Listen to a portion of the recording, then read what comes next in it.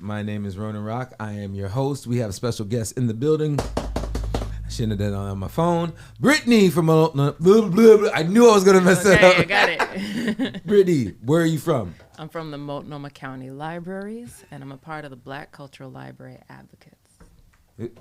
This is going to be a blackety black episode. You're welcome, world. No, I'm so happy to have you here. Thanks. We are doing some things together. Yeah. So just to start it off, what is your position? What are you doing within the Multnomah County Library? Definitely. So maybe this is already basic information, but our public library system is publicly funded. One of the things that they have done in order to increase equity and representation in our communities is make sure that there are groups specifically hired to represent, build programming for, and make spaces inviting. Just make sure that, yeah. Yep. Yeah. You're doing an awesome job already. Oh, good. Yes. Inviting, relevant for, speaking to, for, and representing the communities that, that we are. So the Black Cultural Library Advocacy Group is one of those. My home base is the North Portland Library on 512 Killingsworth, right next to Jefferson High School, across from PCC Cascade. And that is relevant because this hub is one of the historically Black branches in the historically Black spaces of Northeast Portland. So our programming specifically is, for me, very special in that it is all about amplifying, promoting, curating collections, and giving back to the community who we are and who we have been. Yeah. So we have really special things like a Black Pacific Northwest literary collection that's under development and curation. Got big dreams for it. I am big dream speculating with no promises yet, hoping for things like a vinyl collection, because the Pacific Northwest, Oregon, Washington is full of Black musicians. I don't need to tell you that. Yes. I am already going to thoroughly enjoy this episode. Way too much. But Marcy, can you do me a favor, or Jesus, whoever, can you open up the curtain just so I can give Brittany the full Chinatown experience? You're actually going to have to stand up and physically grab. So I had to deal with this lovely human being, and we'll get into that later. This is painful to watch. I think you did a great job. But all right, first off, do you know Miss Bird? Miss Bird? She's a librarian. Where? She's over by. She directly is next to the Nike factory, the library that's right over there. The Albina branch.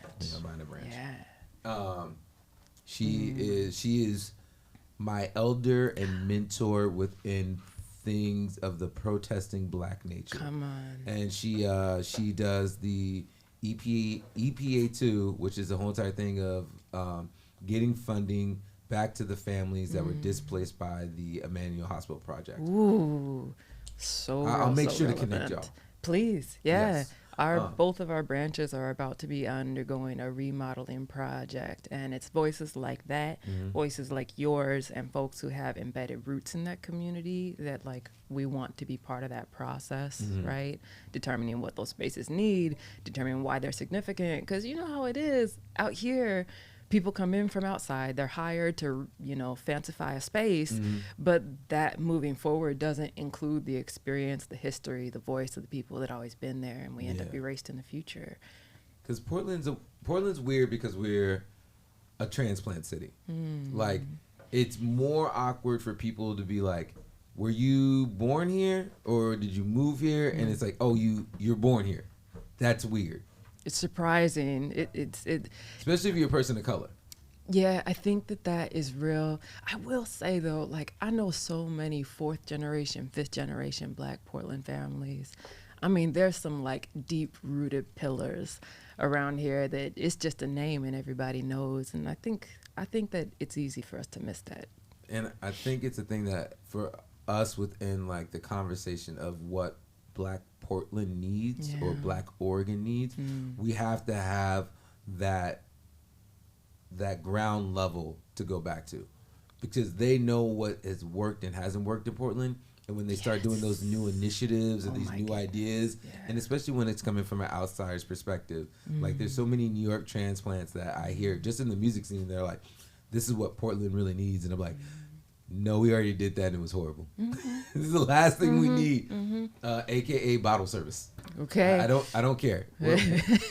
What I want is some impassioned, youthful individuals to join in the music scene. Come on. Right, Jesus? Also, there's a mic over there, Jesus. You guys can both use it, and you don't have to be silent on the show. It's okay. Oh my gosh. But don't talk too much because you talk a lot. As he pushes back the mic. I just pulled the mic away from Jesus. Oh man.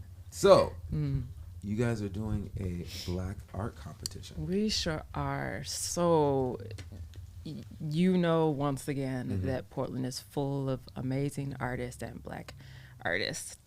One of the things that our library branch is hosting for Black History Month is a citywide art competition. You don't have to have gone to an art school. You don't have to have no pedigree. This is how people of all ages who are Afro origin, right? So all of the ages, you can be Black American, you can be Afro descendant in any capacity. If you're here, you're part of the voice of what a picture of life is like for us. Except through this shared medium, visual arts, 2D arts. It'll be a virtual gallery, and it is a competition. There will be winners in each age bracket: elementary school, middle school, high school, and adult. Okay. There's art classes to Domestica, which is an amazing sort of forum that provides art classes in different mediums in different languages too. And of course, art supplies, gift card to Arts and Craftsmen. So there's a submissions page that's on the Multnomah County website. For the library. There's also links in IG and in Facebook to those things to apply. There are, of course, resources in Dead Stock Coffee that you can go pick up to apply for this. And it really is very simple. You take a photo that you believe is quality representing your art piece. You can submit more than one. You can submit posthumously, so on behalf of someone past that you want to honor. I brought it up for you. Oh shoot! Yes. Okay. So if you search in here, Can you pop that full screen running? Yeah. Something real simple like Black Art Show or Art Gallery.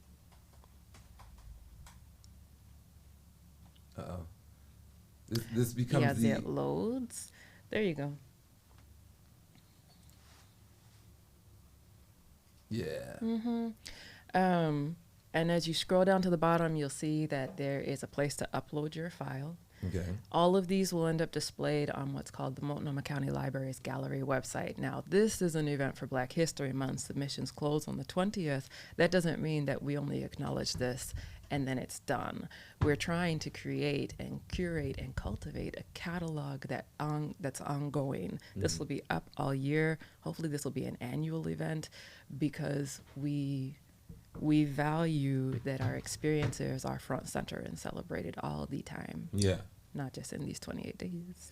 Yo, that doesn't remind me of an art series that anybody's doing right now. More than February. Say more. Okay. No, that's one of the things that's like been impassioned to me recently. Yeah. I gotta say, and once again, a shout out to Blackish, one of the greatest black TV shows that has. I'm just gonna say ever. I'm just gonna say it is pretty strong, but them showcasing and talking about us being more than February, and then really like looking into that lens of being like, black art's dope.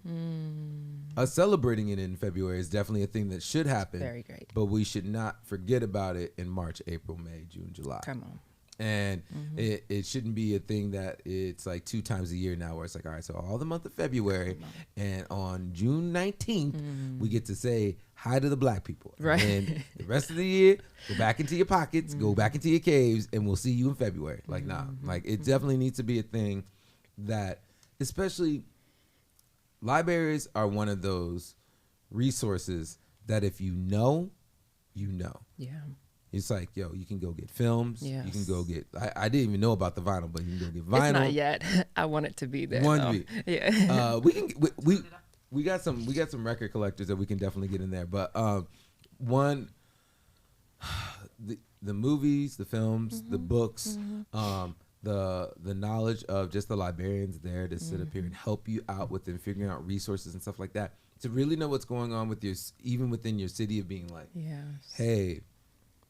I need to sit up here and read up on, like, you know, getting grants or different stuff like that. Yes. There's a space for us to do that. And sometimes I feel like people not forget the library. That's not the right word, but they overlook it within being like, hey, I have this box in front of me. Why do I need to go to this physical space? I'm like, but there's so many community-based things that happen. Like, if you don't have a rec center in your city, Portland, if you don't have, like, you know, multiple rec centers in your city, especially for that are in your community neighborhoods that are centered around, like, people of color, because that is where you come from. The library is the ultimate place to sit up here and find that. Well said. They have all the different events. I know this because my daughter is in the literary club and in different things within the library. And I remember at one point, I'm like, I've driven you to the library, and I realize I'm saying it wrong every single time I said it. I'm sorry, I'm hood. I'm from Chicago, so I say library. I say library. I know it's horrible, but that is what it is. But it's one of those things where I was like, I took you here 5 times this week. Like, you had your certain clubs that, because my daughter was going to Beverly Clearly, and it was like, going there, go to the library, there's integral programs with it right there. Absolutely. Yeah. So I love the thing of about this art competition is I get to be a judge. Yes. So absolutely. We're exceedingly excited about this. Ronan is on a judging panel.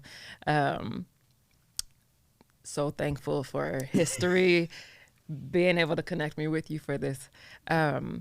We have another judge whose name is Isaka, and he is a well-renowned local visual artist. He's done some work with the Arling Schnitzer Concert Hall. And we have another artist named is Gita, who does portraits. And the 3 of you will be convening to decide who our 4 winners are for this. So there's 4 winners. We're breaking it down by the age brackets. So it's a thing that's like, yo, if you're out here and you have a kid that is, whether they are, you know, doing the stick figures or doing the happy clouds, or if they're making art on a computer, whatever it may be, this is an opportunity for them to break into not only the competition realm, but to sit up here and do a project with your kid that you can also, you know, depending on your age, enter into too, and get to be a part of your community. And then for them to actually see, hey, my art is in a digital gallery. And it stays is the thing, right? Like, it stays and it's part of the legacy and the sort of contemporary picture of who we are and what we see. This doesn't have to be a piece that, like, is created specifically for this composition or competition. If it is a composition that is truthfully representative of you, it comes out of you. Look, as the diaspora, as Afro origin people, as Black people in Portland, it's relevant. And that's what I like about this. It's about access. It's about celebration. And I just see this as potential for development for even like doper, bigger future things. I think that in our spaces that are changing so rapidly, especially ones that were originally Black and supposed to be Black, we have to make sure that our spaces uphold that memory for us, right? In our neighborhood for the North Portland Library, it's true that it's gentrifying so fast. And so many of the people who are coming in, friendly as people may be, have no memory for the significance of that space. And that's not to say that we're gone. There are so many elders that live 2 blocks away and have been there, who have more knowledge and experience than I do. And I think that it's just terribly important that we in our spaces, when we have this power and these opportunities and these resources, that we leverage them to make sure that all of that is present, relevant, presented, amplified. And for me personally, like especially for our elders, because it's easy for things, if they're not front center, for us to forget how important they are fundamentally to who we are and why we're here. And if we see all of that experience of their past as important for our futures, then I think that that would be natural. And that's kind of what I hope happens with this too.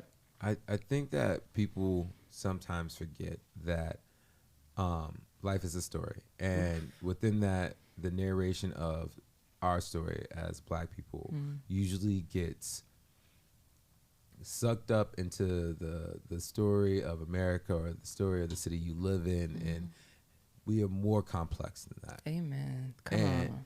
And I think the big thing for us that we really have to, like, it's one of the reasons why we do this show is because we want to take back the Black narrative. We don't. Oof, yes. and especially the narrative in Portland, because most radio, especially morning shows here, are syndicated. They're from New York. You know, it might be from a Black perspective. Once again, shout out to Ebro. We love you, but you're in New York. You don't need to speak for Portland right now. It's the thing that when we have these situations where all the media formats, all the content that's being made within our city does not come from our lens, does not share our voice, does not get put out into the world like that. Not only do we get lost, not only do we lose the representation, we lose our facilities that you know help train our youth. We lose a part of our identity. Because I look at people and I'm like, all right, so this is Black Portland. They're just like, what is that? Sure. It's like, you know, do you understand the significance of Alberta? Do you understand the significance of Williams, Albina, like all these areas? And then it's like, do we need to have statues of people here for you to recognize the history that you might be glancing over or might be getting taken out? The one thing I do got to say that that's happening that I'm happy with, but I'm wondering what's going to be the next level of is Black ownership. Yes. Within the city, because it's starting to come up, it's starting to develop. It is. And I have this question for you. What is one thing that if you could snap your fingers and Black Portland could have, what would be the one thing? You just be like, and it's there and it's fulfilled. I know. Wow. This one is so personal to me as a human. I'd have to dig for it, but there is something happening in Atlanta right now. And there's a woman there who is creating a cafe within a greenhouse that is sourcing their food from what's grown right there. And it's this like creative incubation safe space that's all Black, run, owned, dreamed up. And so it's all of like the creative voice and safe space in there for that. But it also has these like fundamental ties to the earth and what we grow and where we get our nourishment from. Why do I feel like this is a big thing for you? Because we like it. Because, well, I'm so thankful that I think that this is a thing that is just kind of building and percolating and fizzing out and exploding and growing. But I just can't overstate for me how truly I feel like our connection to the natural world around us is fundamental to our healing, right? And some of that is like spiritual and intuitive and biological, and plenty of it is founded in science, right? We know. Ooh, I'm getting on my. I'm loving it. Okay. I straight took the hand. You're like, and go. Preach. Okay. So even things like in urban centers where so many of our communities are populated, right? Like there are higher rates of asthma, there are higher rates of heart disease, there are higher rates of diabetes, and there are higher temperatures in those city squares, urban centers, and spaces of development. There is science that backs that even the presence of trees in neighborhoods is correlated with, if not causally associated with mental health wellness. Oh, right. And my spouse and I, several years ago, we went to my college roommate's wedding in Kenya, in Nairobi. She was Luya. And we were in Mombasa on the coast, and there was a men's prison there. And as we were kind of driving by with, some family friends who lived there and was a professor there, the fields around it were just full of green, kale, and vegetables. And what basically happened was that in the men's prison, they would grow the vegetables that would then be sold to the village market wholesale at a lower price. And so I was like, why is this? Where are we? Why is this not a normalized thing where we understand that part of our own rehabilitation and healing, even if it's not worded that way, because I don't know if anybody there would word it that way, but what I perceived from my lens was that every person is vital to the sustenance of the community, literally, and that we are all active contributors to that. And if you don't start at the source, if we're not starting with the soil, right, like we're missing a huge opportunity in a holistic way that is so biologically truthful to who we are. So that related to the thing in Atlanta, I'm really upset that I can't think of the name right now, but it'll come. Can you try to find that? Yeah. You did, thank you. That in a space like here, where we've got such a gift in the natural world around us, we've got lots of Black growers out here. We really do. Shout out to so many of the small farmers from the urban gardeners that have been doing it in their grandparents' backyard for generations before anybody was out here thinking that Portland was trendy for biking and gardening, right? Our communities were doing this.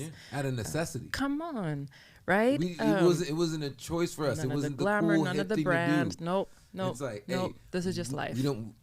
We ain't buying no greens because we got greens in the backyard. Right. And so empowering. Is it called Nourish Botanica? Yes. Okay, cool. Oh my gosh, yes. Nourish Botanica.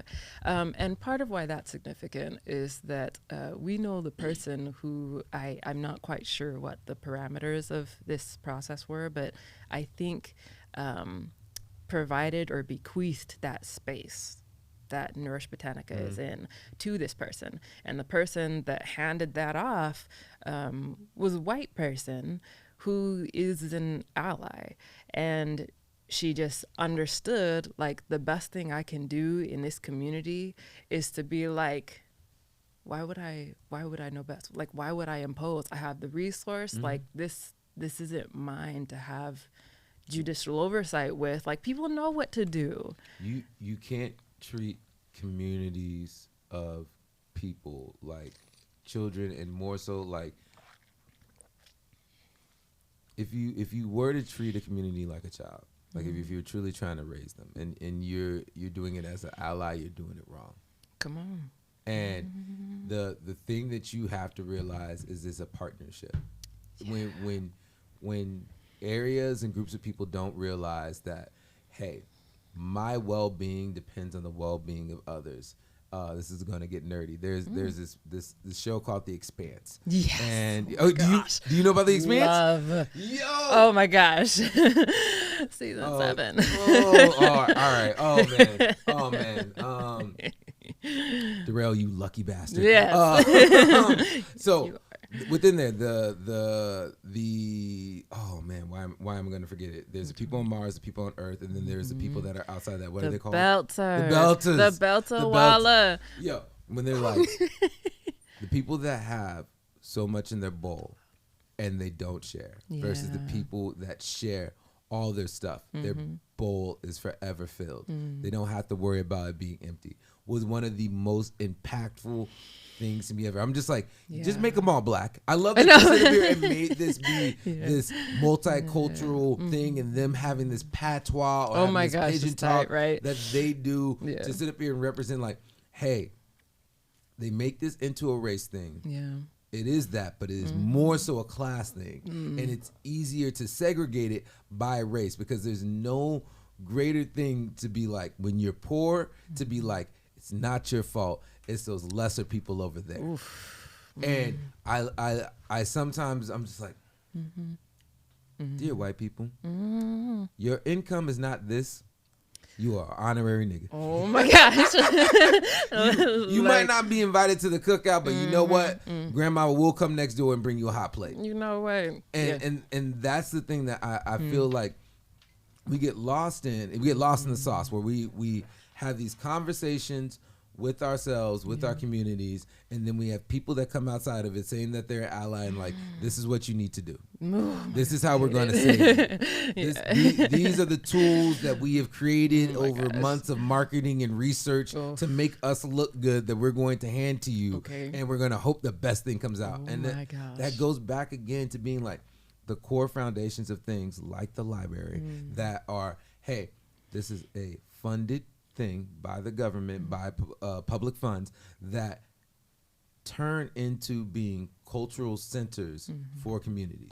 And when they get underutilized or people do not recognize it as an activated thing because they live in segregated neighborhoods, that these things no longer look like them, the people that, you know, your elder that's been working at the library for the last X amount of years that is like the epicenter of your community, that you're like, oh, I'm gonna go talk to Miss Bird and say X, Y, and Z is going on. She's gonna show me the research. She's gonna bring me the history. She's gonna give me all the facts, and then I'm gonna be able to know where we were at back then with it to know where we are going forward. Yes, it's all of it. And part of why I was thinking about the situation in Atlanta with Nourish Botanica is because, kind of like you were saying, because of our space, we have to working together with folks who do not have our experience, who are not black, is like part of it. And we have to figure out, and that has to be grappled with. And part of why that is hard to grapple with is not because we don't know how to do what to do, right? Because we don't know what we need. Part of why it's hard to grapple with is because there is a normalized power structure of authority that says this is how you need to do this. And it takes some people learning to sit down and listen and wait their turn and be so uncomfortable for a very long time. And that is a very humbling process.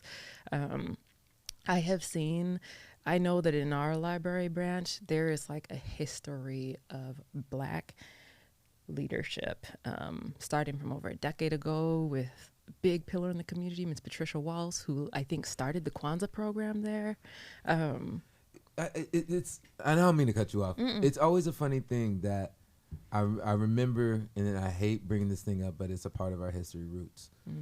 The TV show Roots, when they finally got to the point with Kunta Kinte, with the daughter, that the worst thing in the world a slave could do was be able to read. Shoots.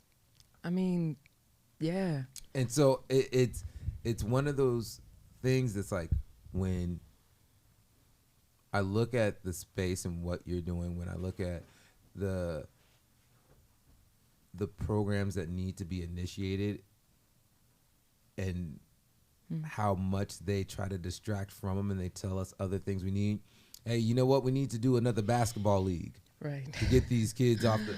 We need to. We need more sports. We need more. I'm like, let us read, because even more so than that, right now, I look at the entertainment field in general, and I look at the Black authors that are coming up with stories. Oh, man. They're some of the best damn stories ever right now. So good. But, no, I wanted to say something that like it's an actual statistic. If you don't learn how to read by 3rd grade, you're like 90% more likely, like women are like more likely to become pregnant in high school, and like you're more likely to have a life of crime and be in prison. You're like 60% more likely to have a life in prison. Yes. You're like 90% more likely to be impoverished.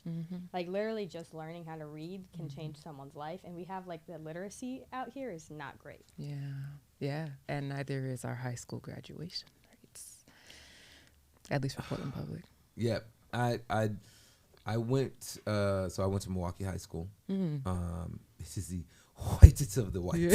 I think it was one of those schools where it's like, hey, there's a Black girl, there's a Black boy, you two should date. And like, she hates my guts. She doesn't like me whatsoever. But okay, thank you. That's what my high schools were like. All my schools. And it was the thing that I remember in our high school that we had skinheads. All but right. we had the.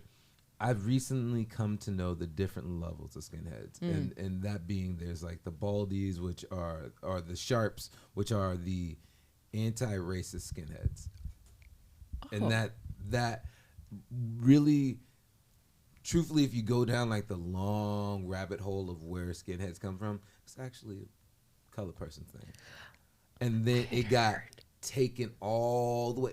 That's always how it happens. Wow. And this is the thing, and I want to say this for all the viewers. Just because Black people talk about white people does not mean we're bashing on white people. It's just sometimes we have to talk about your history in a context that makes you feel uncomfortable. And I'm sorry, but I'm not sorry. No, okay, absolutely. We had this conversation with some friends of mine not too long ago where we were just like, why is it whenever a Black person gets passionate about anything and it is not always positive, we are looked at as an angry Black person? And I'm like, tell me something we don't have to be angry about. Oh my gosh. Give me a subject that I should not be annoyed by. Come on. And once you find that subject, look real deep into it and look whose pockets are getting lined and getting filled within us not being angry and Black, because it still ain't us. Oof, there's so much to unpack in that, and not the least of which being part of the like frustration with Black people being righteously upset about things is that there's such a normalization around just the image of Black suffering, right? It's like, well, this is your normal. I mean, why are you upset about your normal? And because it is not normal, all of us understand that when people are adamant or when they are frustrated or when they are vocal. Look, there's a physician. She's an emergency room physician named Michelle Harper. She just wrote an incredible memoir called The Beauty in Breaking. And one of the lines that she says in the introduction is something, I'm paraphrasing, being able to name a thing is part of what galvanizes the human spirit to change it. And when Black folks are talking about the things, we are naming the things. And it is absolutely bizarre that centering the comfort of people who have benefited from that suffering takes precedence over the legitimacy of naming that and saying, you uncomfortable, then let's do something about it. Right? You uncomfortable, you have power, you have resources, come on, let's move then. But instead, it's like, well, I'm tired of hearing about this, so I suppose you should stop. And so that is relevant whatsoever to our needs and like addressing them. Have you seen Lovecraft? Oh my gosh, keep going. All right. So in Lovecraft, the mother of Hippolyta. Hippolyta. All right, that is my favorite character on that show. Oh Hands down. And when you said it, it's like when she had to name herself. Oh my gosh, yes. I've pulled that back. I'm literally fighting back tears right now. It's so good, right? Oh, Episode 7. I know. So I know. There's 2 shows that I say that every modern day, and even if you are not modern day, Black person needs to watch it just because it'll improve your soul. It is Watchmen. We're just right there today. and Lovecraft. Yeah. Like, the thing that got me about Hippolyta's story within that, within the naming oneself, and the show in general, was that. Let me take a step back to take a step forward. There was an individual that was a TikToker that basically was like, I'm tired of seeing Black struggle movies. I don't want to see them anymore. I don't need to have the police or the racism, or I was in a situation because I was Black and and it made it worse, and this is my triumphant story of overcoming. It's like, if that's the only thing that we have showing us in media constantly, that we have to struggle and overcome, then it will never become normal for us to just be successful, to tell other stories. And I didn't get it at first when he was first saying it. I was just like, nah, man, like, these are our stories. I'm like, oh no, man, you right. And that going back to Lovecraft, still the struggle, still the overcoming, but then it's like, it's Black sci-fi, it's Black fantasy. Oh my gosh. It's not just solely focused on it. Racism is a lens that they use to sit up here and tell multifaceted stories within it for individual characters. And when they talked about Hippolyta, and then it went through being like, I am not a stereotype of Black. I'm going to go and be a warrior, and then I'm going to be just a wife and be happy with that. Then I'm going to be a scientist in space and be happy with that. And then I'm going to just be a dancer in France with one of the greatest ever, and I'm just going to be okay with that. And at the end of all of it, being like, all right, so you have a choice. You can be one with everything with us. You can be one with everything with us, or you can go back and essentially go back not only to the community but to your family and the community. I know, right? And it's like, I gotta go back because I can't leave my daughter. I can't leave my community. And it goes back, and but she took her time. But she took her time, and that I appreciated that, listening to some of the show writers. You know, there was the podcast too. No, you didn't know about the podcast? Hold on. I'm very angry with myself. It's so good. Yeah, there's like a podcast where they talk about each episode, the show writers. Anyhow, she has this decision, right, where she's like there in space with Beyonce, and they're like, what is it gonna be? Are you gonna go home or are you gonna stay? And initially Hippolyta chose to stay, right? Hence Jigabobo, the next episode. It was so intense. That creepy song. Oh my gosh. Yeah. Okay, but how come the little monster girls were actually like amazing movers? I was like, even when we're scary, we're dope. Like, look at this. But anyway, Hippolyta chooses to stay for a while because there was this thing that she needed to do and know in herself. And ultimately, that was part of what she carried back to set Diana on a radical future, right? And there's that too, right? These lines where we're like, I can't do in my community until I'm starting to do within myself. And that's hard, I think, for us in particular as Black folks, because we're used to working with less and trying to do for all of us at the same time. And that like deficit of resources, but magnification of task load is so normal to our part of trying to survive, that like thriving, which is what Hippolyta chose, feels utterly radical and questionable. And I'm like, let's reject all of that, right? Like, I and that's why things like Watchmen, Lovecraft, presenting like, sure, we've got this context and we've got this history and it's full of brutality, and here's us. Here's us claiming and naming and doing and choosing and thriving. Showing us is powerful, impactful, and my one of my favorite things about the whole entire show, Lovecraft, every black person on there smart. Yeah.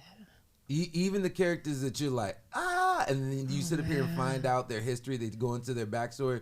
Like, what's the main character's name of that show? I'm horrible with names. Tick. Yeah. His father. He's beautiful. Montrose. His father in there, and then you first think he's just a drunk, just a mess up and everything else, and then he's like, oh, you thought your uncle had all the smarts. Yeah. I'm the one that knew all the books. I'm the one that's got all the information. Right. I'm protecting you, boy. And I'm like, I was like, oh man, that's like black fatherhood, like in a nutshell right now. In a nutshell. But no, oh man, so powerful. This is. I'm just gonna steal you away. We're gonna make a whole nother nerdy black podcast. Geek and it's all the going way. to be just oh amazing. My gosh. Oof. There's so much stuff that's like going on. All right, let me put this past you because I just want to see what your feelings on this are. Okay. All right. So recently, I feel like there's a surge in black sci-fi. Yeah. And it started with I'm gonna forget the sister's name. The first black character on Star Trek. Oh, sure. And then we got Geordi LaForge, and then it was like literally we went up the ranks, and then we had Deep Space Nine had our first black captain, and then everyone tried to be like, this is the worst season of the show ever, and I'm like, this is the best season of the show ever. And now like we're going more into different spaces. The first Marvel movie that ever was truly successful, Blade. Come on, let's start you guys there. know the first actress to play the first black character on sci-fi television was Nichelle Nichols, and it was also the first interracial kiss because with her. There you go, and Captain Picard, not Picard. Kirk. Captain Kirk. Yeah, because he kept messing. So they wanted to do. They said, "I love this story in media, and it's something that I like raved about in film school." But like. He literally purposely messed up and like would cross his eyes and stuff because they wanted to do a take without the kiss as a safe take, but they were obviously going to pick it. So he purposely messed it up every single time, like the take without the kiss, and like crossed his eyes and did something weird so that they would have to choose the take with the kiss. Look at that. And air that on live TV. I love it. I love it. It's sometimes weird, especially... Media entertainment has such a close relationship with the black community, and it's a thing that's like, we were the entertainers back in the day. We were TV before TV. They made us shuck and jive and sing and dance for them and play all the instruments and everything else. And even now when I look at entertainment, I'm like, damn, we're still the same thing. TikTok, Instagram, all those things are our culture, if not us directly. Making dances, songs, whatever it is, and then people appropriating it and making millions of dollars. Very much, just faster. At the speed of light, so that we barely even recognize what's happening. And this is it's the double-edged sword of Tyler Perry, where I'm like, we need people like you that make X amount of money to do X amount of things, and it's like, yes, you might be toxic, yes, you might have tropes that you're making us fall into. A little tired. But at the same time, you made one of the largest studios in Atlanta. Yeah. And you could have made it anywhere. And it becomes one of those things that I now look at not only black people, but people in general differently. I'm like, I can't judge you solely on your mistakes. Yeah. Because if I do, then there will be no one in the world I can talk to. Oh my gosh. Because everyone is done wrong in some kind of way.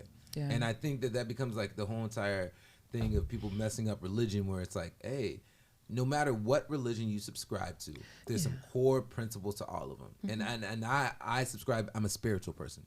I'm not religious, I'm spiritual. But I believe that the rituals that we do within religion were tools to show us how to be a better neighbor. Yeah. And going into looking at people as being like, you must forgive. You don't need to forget. History. Yeah, please history don't. is always teaching. History Try is not to always forget. teaching. But you don't need to forget. But you do need to forgive. Yeah. And I think that right now, when I look at like a person like a Tyler Perry, anybody that's in the media that has taken ownership within Black entertainment, and I look at like Oprah like that and everything else, and everyone's like, you should be doing or whatever else. I'm like, they've done enough. Yeah. They can do more, and hopefully they do. Yeah. But him alone starting up that studio. Yeah. Shows like Atlanta mean like these shows for seasons that people are waiting and begging for. Right. Insecure, Queen and Slim, like all these things coming up now being not the typical Black stories of I'm like, yo, I don't need another slave film. Yeah. I need 4 more Black Panthers. Oh my gosh. Yes. Like, yes. Yes. Yes. They make fun of me because I am way too much on Black Panther. Like I get it. Yeah, it's just for me when that movie came out. Yeah. And it showed Black people as being more overall, just more, and showing us in Africa without tiki flies flying on us, without us being the most poorest thing ever, and just showing us prosperous. It woke something up in me. Yeah. Though we talked about something before the show, and I want to mention it now. We were speaking about how Black History Month, and how amazing it would be if, like, our Hebrew brothers and sisters, we could make it into a month where it's like, hey, we're going to give you paid time off. And we're going to let you go back to whatever your Mecca is, a.k.a. Africa, meet your ancestors, learn your history. Because wouldn't it be magical if Black History Month meant, hey, you're 15 or you're 25 or whatever the age is, we're going to send you back to Africa for X amount of time. And not in some, not in a way of the I'm trying to find the right words for it. When white people go over to other countries, like, I'm gonna go build a house. Look at that, did something great. Like the voluntourism type of thing. The voluntourism. Missionaries. Like for us to put some money back into those communities, not with tourism, but with tourism of us going back and visiting our, and then more so that to start building that connection back between Black Americans and Africans. He's speaking to my heart, yeah.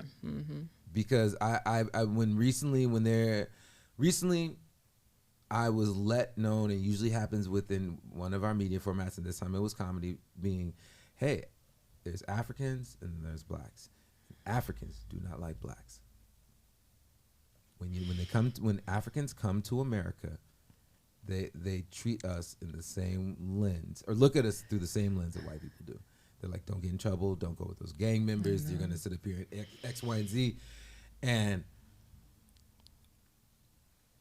I really I don't know who the right person is out there that has the grants and has the visionary aspects to make this happen, but we need to make Black History Month us going back home. We need to take pilgrimage.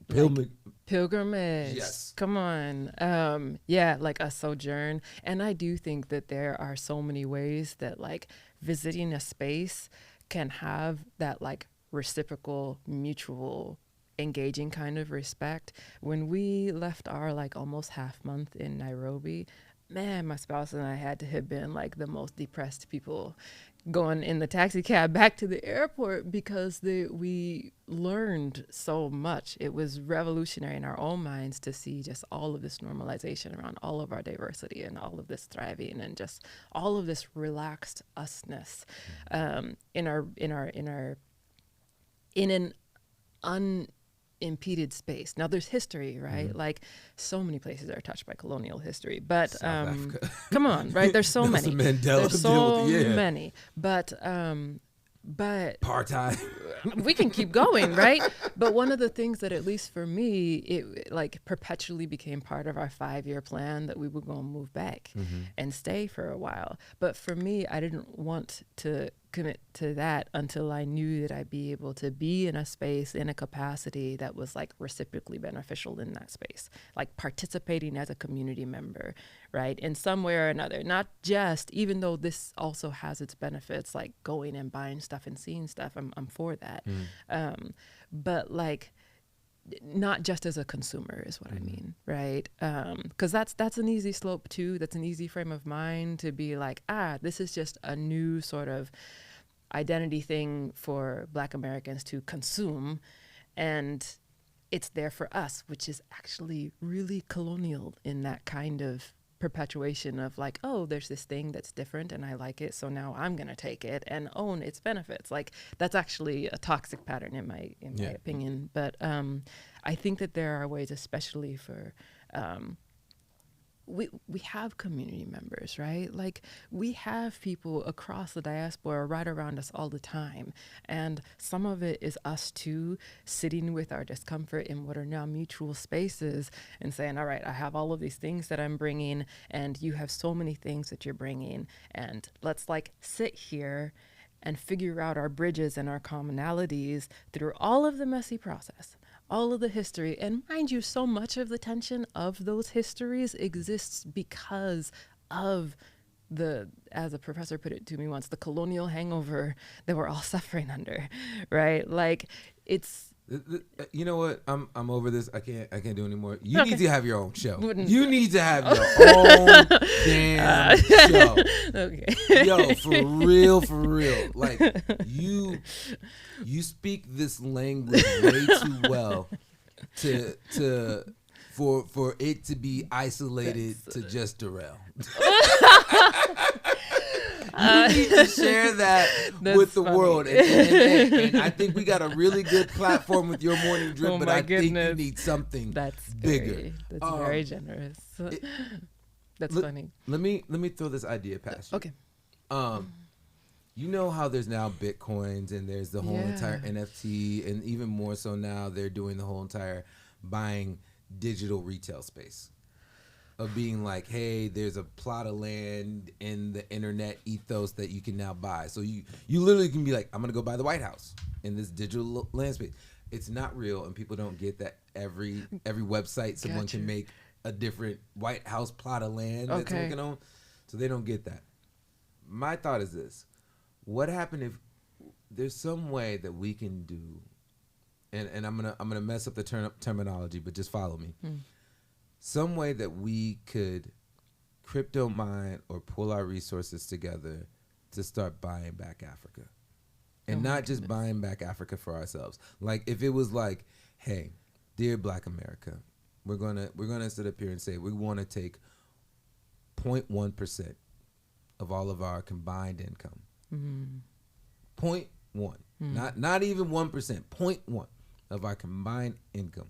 We're going to put it in either the stock market, Bitcoin, whatever, and it's going to be solely to buy back colonized land from in Africa for us to start our own Wakanda and be shared not only with us as Black, but with Africans. To be like, hey, all the people that live out here, build the infrastructure. We're not going to come here for X amount of years. Here's the money to build the infrastructure. But before you start building that infrastructure, you have to build your own houses. You have to sit up here and take care of your own stuff. You have to make these community things so then we can build this other thing. And it's not going to be your servants to us. It's not going to be, hey, you built this, now we moved in, like they did with the Mormons and oh my God, we just talked about it with the Belters. Remember the Mormons? They had the whole entire spaceship. They made the Belters build the spaceship for them, and then the Belters ended up taking it. I wanted to be like, I forgot about that. That was hey, so good. we're, like, just how my once again the beautiful Filipino culture. Yeah. They sit up here and send people to America to make the money, to send the money back home, to sit up here and take care of their family. But I wanted to be like, hey, instead of us, what we doing is, you moved me to America. You did move. They stole me and brought me to America. I take the money and I'm helping you build Big Mama's house, and we just all gonna live there. I see what you're saying, and it's interesting. So this, tying back to what you said about why there's this emergence in Black sci-fi, it's because expansive possibility, right? We're tired of the lines, we're tired of the boxes, we're tired of the parameters that say like, this is reasonable imagination for you to attain, right? Your trip back to Africa needs to be voluntourism. What you're doing and what you're saying is trying to reject all of that and sheerly through imagination and possibility and seeing the resources and saying, I'm not gonna be limited to what's been done before, projecting out something new. And it's interesting and it's tricky because the models that we have for that in the past are very colonial. And I heard you say, it's not this, it's not this, it's not this, right? Yeah. And I think that's a very free thing to say, like, sure, we've seen in the past that this is the way that this stuff is going to be done. Someone sends resources and they say, this is for you, but really it's for me. That's not what you're saying. And that is so nuanced and important. I feel like all things, just like with folks that end up moving here who are like black and about the blackness, I think that there's so much that we can mutually gain from each other, but some of it depends on the posture that we enter into a space too. If we're willing to learn from a space on its own terms and listen first, like, then I think that our work's only as good as it is relevant, right? And that's, I feel like, what you're pitching for. And I think that there is possibility to grow things out of the resources that we have now, like this very strange virtual economy, internationally with our cousins, brothers, sisters across the pond to build things that haven't existed before, so long as they stay by, for, and from the people whose home space that is, so that we avoid the errors of the colonizing tools. You know what I'm saying? I just imagine us, you know how they put Whole Foods and whatever in our neighborhood to let us know that it's time's almost up for us? Yes. Wouldn't it be crazy if Whole Foods was just black? If it was just food from our garden, what food that means. like, hey, we found a smarter way of getting resources and different stuff from, let's just say Africa. Like we brought things over just how they do from South America, just how they do from China and everything else. But it's like, hey, we brought these natural resources over here.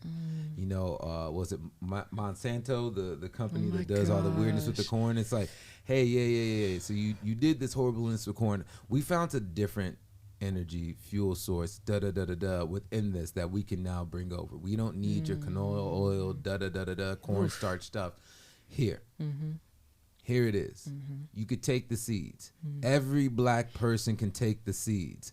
Seeds are yours. Go. You own them like you own the DNA in your body, because it is part of yours. Black farmers, as far as I could see. Could you imagine? It just goes back and forth feeding each other. Yeah. I feel like we get told we're crazy whenever we start to think like that, but that's all the things that they did. I was gonna say, I'm pretty sure there's lots of precedents for that working, right? Like, and I agree with you. You were saying earlier on today that like there are examples of people trying to do these things, and it's slower and it's hard because apart from all of the barriers that are already there, there's like the challenges that come with trying to do a radical new thing, period. Just labor, right? You know it's going to be 7 days a week. You know you're never going to be able to stop working. You know it's going to be thankless for a long time. You know all of these things. And that is hard, but that's also why I feel so much like more of us means more for us. Like if we really do... That's a bar, by the way. Oh, is it? That was a bar. Someone screen capture that. So what you guys are talking about is so important, and like that's why like when I get hair products too, I try to make sure because like they'll say fair trade, but if they don't have the actual reference from the company, then it's not really fair trade. It's like how someone says, "Well, this is dentist approved," but it doesn't have the American thing. I look for that, and when I like buy stuff, because it's so important, because otherwise it's like, where are they getting this shea butter from? Yeah, absolutely. Exactly. It's it goes back to what you were saying about Black folks in slavery, the big crime being reading, and the crime was knowing, right? Like that's where the power They took our history comes, from us, right? And if you could read, you could know, and the last thing that is wanted is for people to know, because if you know, you can choose, right? And how did we come from a whole ass continent, not a country? Africa's a continent. Come on, it's a continent. Oh, please. So how did we come from a whole ass continent, come to America, and they stripped of our language, they stripped of our history, they bred us like cattle, so they took love to a certain extent from us, and we had to re-envision what love is, especially between the Black woman that had to go through crazy amounts, raise their kids, try to still raise ours, X, Y, and Z, and then be like, how are you lost? Oh my gosh. You had 200 years. Oh my gosh. That was like 3 people ago. Oh my gosh. Right? I know. I'm just like, there's math for that. Come on. And then they're like, hey, LeBron, just shut up and dribble. Don't have a political opinion about stuff. That's not what we pay you for. You know what you're gonna be? You're gonna be. And this is the sad thing about this show. It's 10 o'clock Already? This is the sad sad thing. I was like 2 hours sad is thing so about long. this show. No. That's what everyone says, is 2 hours is going to be so long. Yeah. Like, wait, we're not. It's like 2.5 hours. It's like, yo, I thought we were still in like the first 30 minutes of it. And I'm like, no, we're 2.5 hours. You got to go. It's like, I've been trying to end this. I've been saying, well, anyways, guys. So, right. So there's something that we're going to start up with this show. And I really want you to be one of the first people that's a part of it. If you're willing to, you can totally say, no, this is no pressure. Besides, you're on, live on camera and there's hopefully millions of people watching it now. I want to start having people back on the show monthly to continue on the conversation, to be like, hey, yo, like, I want you to come back, even if it's not for the full episode. If it's like, yeah, I can do an hour, I can do a half hour, like just to come back and chat with us. And I feel like your beautiful ass soul needs to do that. We'll figure it out later. I ain't gonna put you on the spot. I'm just gonna say it in front of these cameras so you have a record that I said it to you. But there is some random things within the news today that we need to get into. Okay. I have loved that every episode in this month of February has become blackety black. Come on. And I'm just excited about it. It's a really good thing to me. All right. So we're gonna quickly go through some of these stories. So first off, we have to give flowers to a brother, and it's Snoop Dogg. Snoop Dogg just recently it's Death Row Records he bought, right? I believe so. Hey, Jesus gave me the thumbs up. I realized the link that I had for this is not the link that I need for this. But yeah, Snoop Dogg bought. Whoa. That was weird. Snoop Dogg just bought Death Row Records. Also just hosted the halftime show with the Super Bowl with Dr. Dre. And it's one of those things that I remember that, the parental advisory sticker on the bottom of the CD was because of NWA, because of Snoop, because of Dre, because of Easy, because of Cube.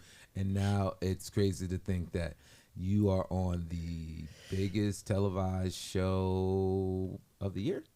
And you're doing the halftime show after you just bought the music label that they condemned you for forever? Wow. Yeah, that's powerful. And isn't that brother also making wine now? Oh, yeah. Right? Yeah. But yeah. Snoop is like one of my favorite like music celebrities, in the sense of like he's just like a generally like just a chill person, but also like he cares like so much. It's clear. And he's just like I love his cooking book he has with Martha Stewart. Nice. Like, yeah, you didn't know that? Nice. No, I knew that, but it's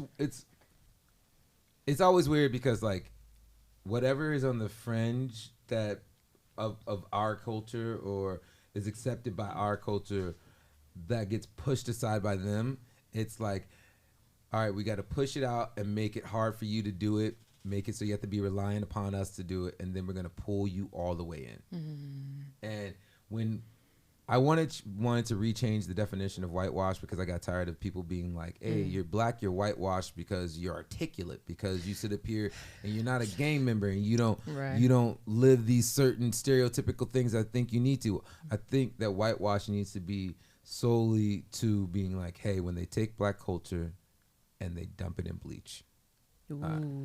And so, yes. What the heck is this? This huge ass London. I know. I'm banner. just like, can you go away? Yeah. All right, there you go. Anyways, well, yeah. Snoop Dogg, now owner of Death Row Records, which is dope. I think it's amazing. But you know what? Hold on. We're just gonna go straight into. Oh man, I just. That halftime show. It is. The. All right. Yes. So one, I'm happy Mary J.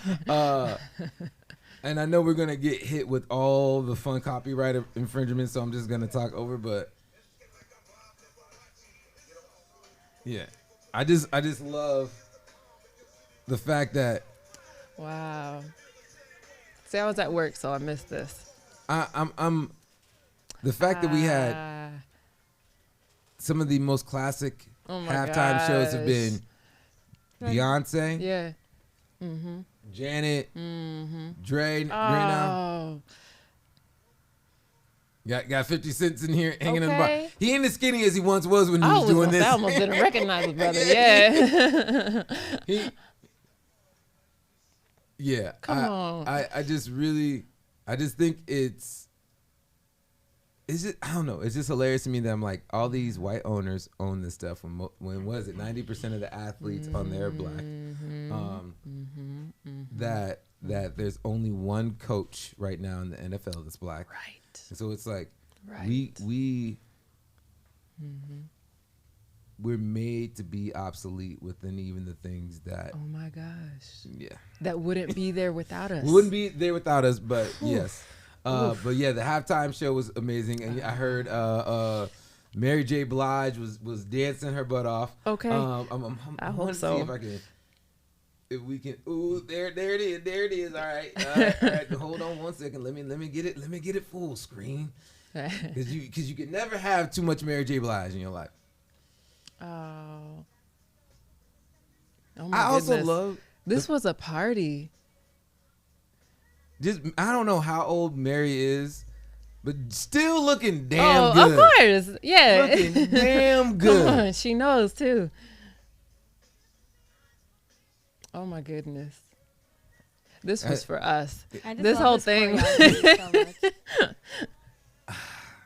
Yeah. Oh my gosh. They put up a black party.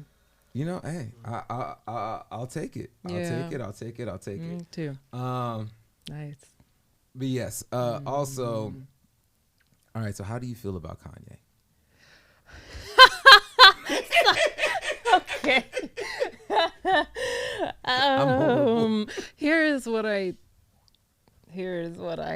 think. In that same book that I'm reading right now by the ER doctor, she has this moment where she talks about forgiveness, and she's speaking to someone who was a woman and a victim of rape in the military. And one of the essential things about that is that she stands firm on that forgiveness. One is a thing that happens in your own time as the person who was harmed, and two, ultimately is about your liberation, not for the sake of the other person, because they have their own journey and their own work. Yes. And I can't speak to that for that brother. I know that for me, there is so much in me being like, you are on your journey. And I am on mine. And that means picking and choosing when I invest. It's hard because we are a smaller community. So what one person does or says inevitably has a resounding impact on the rest of us. Even if that's just in mass awareness and popular culture. It takes so much work for us to extricate ourselves and our identity from the shenanigans of some of those in our community. And So those are things that I am still like deciding where I am at with when I feel like it, because I think that it also, for me, I'm like, why I always gotta center this foolishness, right? Like I'm over here trying to like do what I do and love what I love, and then this like foghorn of absurdity blares in. Now I do know that some of the conversation, because I heard it at home, is about his musical prowess in general, right? I mean, it's so wild, but like my college years, the soundtrack was College Dropout, right? Like all of these. So I was just talking to a coworker about this. Shout out Marcus. And we were talking about how because our culture is very binary, very either or, very like in or out, very cancel-y, it's simpler to say this thing has caused offense, therefore nothing is ever worth anything. And that is challenging because it's not realistic, right? Like, and so we have to come to this place where we can fully embrace that people who do amazing things are flawed, and people who seem entirely unflawed are capable of complete mediocrity. And we have to like learn to embrace that that's what it is.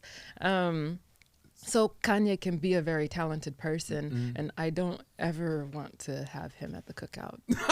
It'd be so stressful. No, all right. No, this that was such a bar, saying people who are completely unflawed are capable of complete mediocrity. That is so important. Yeah. So this is my, I've been developing this theory. Yeah. I think Kanye West, in a very, very weird way, and you're gonna have to follow me for like 2 seconds. Sure. Kanye West, in a very weird way, is a magnifying glass on the Black experience as a whole. Keep going. Say more. So, one, mental health, us being Black, having to deal with the experience, us trying to articulate what's in our head and say it in a way that the rest of the world can understand. Slavery was a choice. Harriet Tubman just sold slaves to, like, all those things. It's like, hey, if you break down, and we talked about this last episode, but like if you break down the context of what he's trying to say, like, hey, I'm not saying that slavery was a choice because of X. I'm saying that it was a thing of, we were, X amount of people on the field, could have tried to overthrow. We could have did our own civil war within each individual plantation, but they did something to us to make us feel little, to make us feel small, to make us feel weak. Powerless. And that might have been, the damn near year journey from going from Africa to America and sitting up here starving us. By the time we got here, X amount of us are dead, sitting up here having to live next to the people that we once called brother and sister, and they're just corpses. All that to say that, like, when you go back to Kanye within, it's like, so the mental health, us being able to speak our truth in a way. Ian's gonna come in here, I guess. Okay, to speak our truth in a way that everyone can understand. Even more so, the situation of being entertainers and having to live these multifaceted lives where it's like everything that we do is ridicule. Yeah.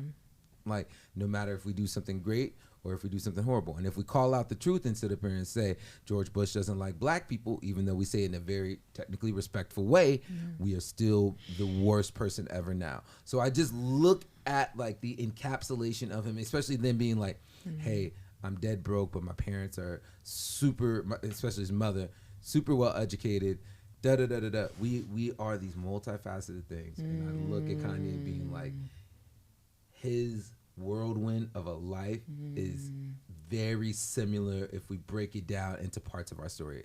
Or at least if he was the book of Black people, like each one of his segments of his life is a different chapter in our story. And it just makes sense to it. That was it for a nutshell with me. Yeah, but that all to say, to bring me to the clip of Come on, Billy. We love you. Please apologize to Travis and to the families of the people who lost the lives. Man, why does this have to be so small? One intended this to happen. Travis didn't have any idea what was happening when he was on stage and was very hurt by what happened. And yes, Travis will be with me at Coachella, but I need Billy to apologize before I perform. What? What up, bro? Right on time. You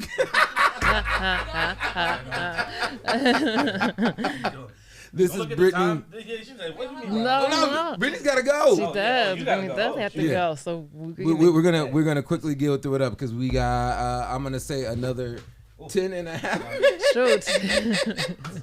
Everybody safe. That was a great catch / save. Anyways, basically within this, I just thought it was hilarious that I don't know if you knew what happened, but basically Billie Eilish, the girl that used to have the green hair, that now has the blonde hair, that sings the I'm a bad guy. Okay. Yes, that person basically they did a concert and someone was having an asthma attack in the middle of the concert. She stopped the concert, helped save them, but then the ethos of the internet decided to make this into the white girl set up here and saved him. See, Travis Scott set up here and let all these people die. What happened? Travis Scott, very famous rapper, that basically had a concert and there's multiple incidents where people were getting either trampled on or passed out during the concert, and he didn't stop the concert. And it's now becoming this like political thing of, was it right? Was it wrong? Did he have control of it? Was he aware? Yeah. He used to have mosh pits at concerts and everything else. This person is a bad person, and this is a shining example of a beacon of a white woman that came and stopped the concert, and shame on Travis Scott. And Kanye is basically being like, yeah, so he's gonna go do Coachella with me, just so y'all know. Right, yeah. Just FYI, he's gonna be at Coachella. Right. So wow. my thing was, I'm just like, yeah. Doesn't work. It sounds like a very aggressive flattening out of a story to like a dimensionality that's easy. I'm just like, dear world, just because there's context between two things does not mean there's actually context between two things. Yeah. What a mess. Yeah. Well, like with the Kanye mental health conversation, like people have been talking about it on TikTok too, and they're saying like going off because he's a mentally ill bipolar person. Like he has very severe bipolar disorder, like type 1. And so they're talking about like it's obviously okay to criticize him, but like villainizing him is like, and vilifying him in that way is a completely different context, especially as a mentally ill black man. Yes. So like this isn't the conversation. Like villainizing Kanye is not really important in the grand scheme of things, but criticizing him is 100% valid. Say all of that. But yes, it's hard on the internet for two things to be true at once. Like people have a hard time with that. Oh my gosh, that's so important what you just said. Well, speaking of that was a really good comment. I'm gonna flip it to the other side. There's a moment within the Super Bowl, and I meant to mention this earlier, but I didn't, and I'm gonna do it now. That I feel is weird that we're shining a light on. Eminem kneels in the middle of Dr. Dre's Super Bowl halftime show. Didn't even see it. Who the fuck cares? Like, I mean, it's like, yo, Colin Kaepernick. I wore the jersey all weekend. You did? I saw it. I am a spokesperson of I Stand with Cap. No, we don't have the print in here. But like, it is my thing. I am weirded out that they made such a big deal that like, yo, Eminem wasn't supposed to kneel during the halftime show. Of course, they're not gonna actually have the picture of him kneeling. Yeah, it's but he wasn't even kneeling, like having the one fist up and taking the knee. He like has his hands in his head and he's like kneeling down. And I'm like, this is almost the Justin Timberlake, Janet Jackson scenario all over again. Where we're going to give so much focus on the other party in this instead of the real issue that was behind it. I just want to put some light on it. If you have anything to say, go ahead. What was the issue? He wasn't supposed to kneel. Like, I guess beforehand he asked if he was allowed to kneel or something like that. And the Super Bowl people said no. And then he kneeled anyways. But it was the week, like, let me hold on. Let me see. That might be one of the dumbest worries. This is what I'm feeling right now. Yeah. And that's what you're saying too, right? Yeah. What I'm saying is like, why is this the center? The center of like all the epicness of moments of things that we could be talking about, and it's Oh, hold on. Let me see. Yeah. This. Oh my feels like hijacking of like what was a celebration. It's just like. Okay. Why does that matter? Yes. Yeah. It wasn't like they sit up here and Colin Kaepernick like raised up in all black outfit and started singing like the Slim Shady LP or whatever else, and then he took a knee with them. Like, no, he just. Quick question: whose hat is that, or is that a light? I can't tell. Like a baseball cap. Also, I do want to remark, and I need to find. Hold on, let me find another picture of this. Maybe they'll have it in here. Let's see if this is it. Dr. Dre looks like Uncle Phil. Oh yeah, Dr. Dre was looking like outrageously uncly. Come on, like let a man age. I'm not mad at it. I was just like, yo, they're redoing the series, and like Uncle Phil is dead. How crazy would it be if they brought back Uncle Phil as Dr. Dre? Yeah, this series is not looking. No, it's not looking tight. Like I'm mad at Will for putting the new series together. I heard it was good. I haven't seen it yet. Really? That's what I heard. All right, I'm gonna trust you. See, this is the same thing when Eminem did the freestyle rap thing on BET for the BET Awards. They have the freestyle battle, and he did one for Donald Trump, and everybody was like, "Oh man, he roasted Donald Trump." It was the weakest freestyle ever, especially from the rap battle god Eminem. It was the weakest thing ever. It was bad. It was a long time ago for him. You know what I'm saying? All that matters is that he did it. I mean, I guess. I mean, for giving participation awards, that is. You got to roll out. I do. All right. All right. So what we're gonna do really quickly is we're gonna give you our final segment and let you get out, and then I guess I'll do the rest of this with Ian. So you're gonna look in this camera right here, and we're gonna do grind your beans. So. Grind your beans. All right. So this next segment is called Grind Your Beans, where we basically tell what's annoying you, irking you, bothering you, annoying you, whatever it is, new, big, small, doesn't matter. Tell us, Brittany, what's grinding your beans? I think right now it is all of the potential that we have, and all of the skill, and all of the ideas, and all of the capacity, and my impatience for the structures to already be there so that we can just go forth and thrive. Like waiting is probably what annoys me. I know that that's part of enduring, but we endured enough. But I'm ready, right? Like we're ready. So that's probably what is grinding my beans right now. All right. Let's give a round of applause for Brittany being on the show today.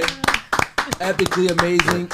One more time, can you tell them about the art show before you leave? Absolutely. So if you go on the Multnomah County Library's Instagram, if you go to Deadstock and pick up a barcode, PR code? QR code. Take a picture with your phone. Yep. Mm-hmm. If you go to the North Portland Library, there are flyers. There's all kinds of ways to submit if you are an Afro-identifying person who lives in Portland, Oregon, your work of art to this online gallery that'll be launched in the end of February and accepting submissions through the 20th. There are prizes. There's going to be winners in each age group, and it's very easy, and it's about our community being celebrated in our public space without boundaries. So please come on. It's ready. Man, that's amazing. Are you? Oh wow. Yes, and Ronan is a judge, so you have to. I know. I might have to get my art on. I'm sad I wasn't here earlier. My bad, y'all. Your boy was nighting. I was out. I'm not even gonna act like I was doing something else. But I love the library is an amazing resource, and I think that a lot of people don't utilize it for what it. All the possibilities. Yeah. So I know. This library is amazing. It's always been one of those like pillars within the black community. But we're gonna let you go. Yeah. I know you gotta Thank go. you. So go. I'm gonna see you at the library. The moving. And I gotta reframe again. Again. We're just gonna get the other camera. I'm just finally we've been blessed with me not being the worst human being ever. So yes. Can I just stay here? Is the bathroom working at Deadstock? Yeah. Okay, so you can go over to Deadstock. So shout out bathrooms. Shout out. Oh my gosh, why? Just airing out the system. No, I didn't say anything. All I said was shout out bathrooms. Yes. You put that mic on the ground. I like this one. The other one's in my eyeball all the time. You don't like the eyeball? No, I like my eyeball. That's why. That's why you don't like that. You know you can do it just like this. Sure. Then we can do the things. All right. So you ready for the next segment of the things? I'm ready. All right. So we did M&M milk kneeling. M&M milk. We did M&M milk. That sounds fire. It actually says. Yo, I wanted to say this. I recently, when I just went on my trips. Oh man, we got so much to talk about. All right, we're gonna do this real quick. So first off, I went to Seattle, went to New York, DJ'd in both places. Oh, I didn't know you went to New York. Yeah, I went to New York. Yo, bro did his thing. Ooh, I gotta put something in the. I'm gonna blow your mind with something, and you're gonna realize my superpower that we've already addressed within being a thing is even better than we once thought. The one that I can't speak of anymore? No, of me being able to call things out. Oh, okay. All right. I was told I can't speak of a certain superpower that he has that he won't say is his superpower. My superpower, helping people? Is that what you're talking about? Yeah. Are we allowed to talk about Cop Ronan? Jesus. I didn't say it. We're just saying, bro. You could have stopped Eweezy's car from being broken into. That's right. It could have been you, but you weren't there. Rono Cop. That could have been you, bro. Okay. I don't know if you knew. One of your employees came out with me this weekend. And we had a fantastic time. Shout out to Nori, was in the building with me in New York. Hey, man. All right, so man, that's Noreen. I met this lovely human being at my show in New York, which it was crazy. It was a ton of fun. They ended up coming up and hosting the whole entire rest of the party with me, and it was dope. And the best part about it is I got her absolutely shit-faced. Man, this light is putting a reflection. Yo, I just need you to send me that's her long lost. I just need you to send me family member, or auntie that you didn't know about. How would that be my auntie? Because she's older than us. She is? Yeah, black don't crack, baby. Oh man. Yeah. Nah, that's like what was it? And Don't Be a Menace when his son is older than him. Oh yeah. Yeah. That's my niece, but she's just older than me. Yo, okay. And so then there's even more craziness because this is now the third or fourth time this has happened. You keep saying Nori? No. Nori is everywhere. And Nori's everywhere. It's like Scott Van Pelt. Wait, how do I need to get my lips right. Get your lips right. Mm-hmm. You can't be having them looking all crackly on the TV. Stop. Man. Why is it hard to pause the iPhone? I always feel like an old ass person whenever I have to deal with that. Let's see if it's just up on here. Yes, it is. Download. Shut up, y'all youth. Tired of all y'all. I was expecting Ronan to be looking at me. I was making fun of him for the chapstick. Yeah. All right. So this is now the third or fourth time someone's proposed at one of my Valentine's Day parties that I did. So I'm really happy about it. You know. It's so wholesome. Got that young love. It's pretty dope. I feel really good. Some single person there is just crying. Just like, oh, no. I can't get nothing. I can't get nothing. When is it my turn to be happy? Yeah. Dang, bars. No. Anyways, that was that was that. But you know, as usually happens within this show, we always got to do it. There's been some more Dave Chappelle news. Did you hear about this? Nope. All right, so basically they're doing, you know what, I'll just play it and then I'll explain afterwards what ended up happening. Can I get this to go full screen? All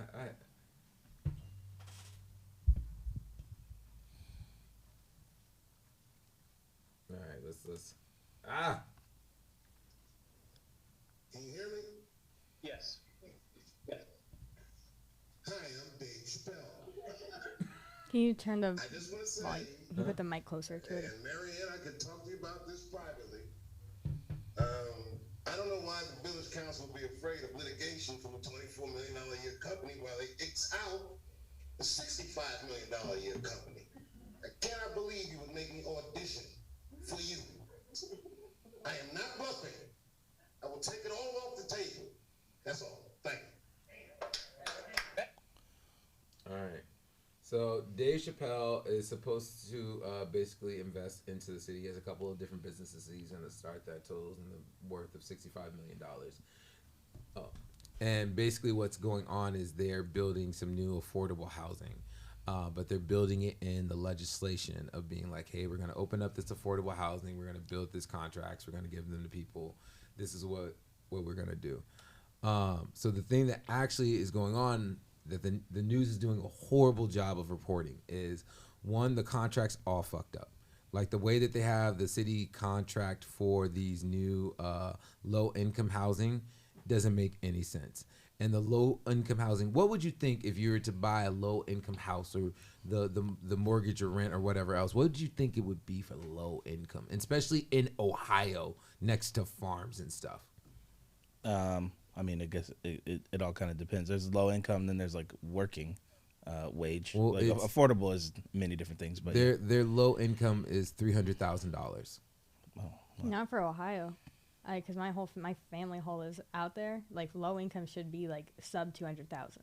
That's what I'm saying. They're saying that the low income housing starting price is at $300,000.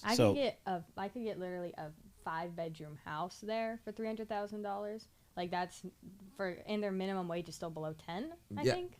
Yeah. Oh wow. That is what I am saying. So is that what Dave is? That is what Dave is going after. He's like, yo, do not sit up here and take on this affordable housing contract. It's bullshit. Like the way that you're doing it doesn't make any sense. And it's like a $24 million contract that you're caring about.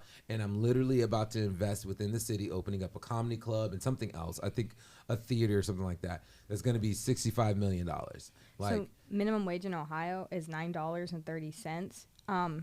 It increased on January 1st from $8.80. But tipped employees make less than $5 an hour. See right here, this is completely inaccurate. The object here is to build it directly in the backyards, taking pictures of his home and using it as a selling point. The PUD presented by whatever planned for housing starting at $300K and up, not affordable. Like. This is the thing that, like, I hate when they sit up here and they tell our stories, and this is why I think, like, our morning show is so important, because there's so many media outlets are going to paint Dave in a certain light just to get the headlines of Dave Chappelle, rich black dude, doesn't want affordable housing in his neighborhood. And that's the farthest thing from the truth. Well, hopefully. He wants affordable housing. That's not affordable housing. Yeah. Yeah, you don't go to move to Ohio and start injecting a bunch of money to make the community better. He literally made sure that his community would survive the pandemic. Yeah, that's crazy. Yeah, he I mean, hopefully this will just be more fire for him to be like, that's not even close to what I said. No. You know, instead of, you know, if they had just done whatever he asked, maybe it would just go by the wayside and the work would have been done. But, you know, maybe this will call a little bit more light to what affordable housing is and what it means and how it's built and how it's proposed, you know, from the city perspective. I've been in on some of those conversations, and it's a funny one. It definitely sides with the developer way more than it sides with the people who are going to benefit from it in the long run eventually. Money always wins. I think that Dave Chappelle has enough of like a following and a loyal fan base to where he'll be able to survive this. The thing that I'm more concerned about is his plan actually going to go through, or are they just going to wash over it and have like unaffordable housing with his money? Like that's the thing that I want to follow the development on. So next up, I thought this was funny for a couple of reasons. So Jimmy Kimmel argues that Spider-Man No Way Home should have been nominated for a Best Picture. Do you know anything about what's happening here? Nope. All right. So basically, the Academy Awards are about to happen. They're doing the voting and all that good stuff. And one of the big things that are happening with that is that Spider-Man was being hoped, and they advertised and did a campaign to get nominated as Best Picture. Traditionally, superhero films don't get nominated within the Academy Award, and if they do, it's something for like visual or costumes or whatever else. So recently, the Academy Awards basically opened up from being 5 within a category to 10, and they're saying within the 10 films that are the best over the year, Spider-Man No Way Home was the highest grossing box office movie of all time. Oh, really? Yeah, it took out everything. And they're like, and I think it's also because during the pandemic, especially, like it doing this high in box office is crazy. But yeah, so they're basically arguing this, and our man Kimmel had something to say. That's not the video that I wanted to bring up. You know what? I gave a good enough summation of it, but that's basically what ended up happening. So he's just mad? He's mad, but like people are just in general are like, yo, if this thing is supposed to be really up to a vote, really supposed to be fair and everything else, how are you canceling out certain films just because they're popular? Just because they're not your traditional avenue of media, and you're saying that this isn't worth being one of the best pictures, though in the audience's mind it is. So it's one of those things that it's like, to me, it equates to the electoral college. We can vote a certain way and show our numbers and show that this technically literally is the best picture. But you can say X, Y, and Z about it, and it makes your word true and not ours. So to a certain extent, I get that these movies are going to be looked at with a bigger light and everything else, just because what they are. But there's these those cult classics, or those movies that went under the radar, the mainstream, that are truly great films. I think they should just at least put this in the running. Like, you extended it 5 new spots, and this one still couldn't get. Yeah, that makes sense. Yeah, I understand what you're saying. That makes sense. I think it's like from a film making perspective, like movies have gone from like what the audience cares about to like what critics care about heavily. And personally, I disagree. Like a lot of my friends who like are very like into indie films and that type of stuff still very much enjoyed Spider-Man because just of the nostalgia of it, and the fact that doesn't count for anything in like the filmmaking world and circuit is just kind of nuts. Yeah. All right. Super Bowl was this weekend. I know you know something about this. A little bit. So, essentially, it's been the situation that the NFL comprised, I think it's like 80 to 90% black NFL players on the field. I think there's only now one black NFL coach, because our man right here, Brian Flores, got kicked off. And he went through recently telling his story about what actually happened to him as trying to be a coach in the NFL. There was a bunch of different coaching opportunities that he had to apply for, and they played with him. They really messed with him. He even, in one of the situations, got called by the general manager of the team, basically being like, "Hey man, congratulations, you got the job." Finding out later he called the wrong person. He meant to call this white head coach and tell him that he had the job, and Brian was still going in for the interview for the job that night. Oh, wow. So he had to go to this dinner because he was contractually obligated to. And he went to the dinner having to pretend that he didn't know that he already wasn't getting the coaching job. That he had to sit up here and list out his references and give all the spiel of why he should be, and he knew he didn't get the job. Yeah, my face would look like that too. Yeah. So yeah, it's crazy. So yeah, former Miami Dolphins coach Brian Flores, who was fired last month, filed a lawsuit against the National Football League and its teams Tuesday, alleging racial discrimination, partially in his hiring practices. The suit, which is seeking a class action suit and unspecified damages, and names the NFL, the New York Giants, Denver Broncos, and Dolphins as plaintiffs, it lists the other 29 teams in the legal as John Doe's. So yeah, he's suing the organization, and I think it's one of those things that we have to constantly do this, and this shows that affirmative action, why it exists. Like, you know, how is it that we can play every other position besides owner and coach? Agreed. 100% agreed. Yeah. I mean, it also kind of they literally told on themselves in the sense like legitimately they told on themselves because they knew they were doing something wrong by not having hiring somebody. Like they knew he was obviously capable, or else they wouldn't have even considered him. But they're like, well, we're gonna have you just play this part. Just don't have him play the part if you have nothing to be guilty about.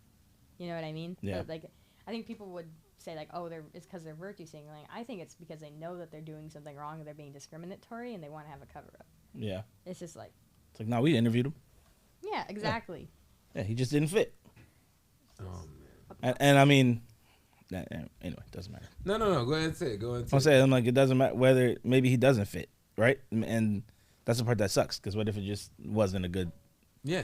But we never get to know. You never get to know. Yeah. Even if he wasn't a good fit, the fact that they still had him there and had to put him through that entire process, is ridiculous. Well, but you didn't even interview him yet to see if it was a good fit or not. Mm-hmm. You know, so like you're just going off of what you're saying, Marcy. It's just like you don't even know. They're telling on themselves. Yeah. All right. The baby was too stunned to speak. The baby. Uh-oh. Pull it. You getting it? See? Keep pulling. Pull it. You want some bullshit. Oh.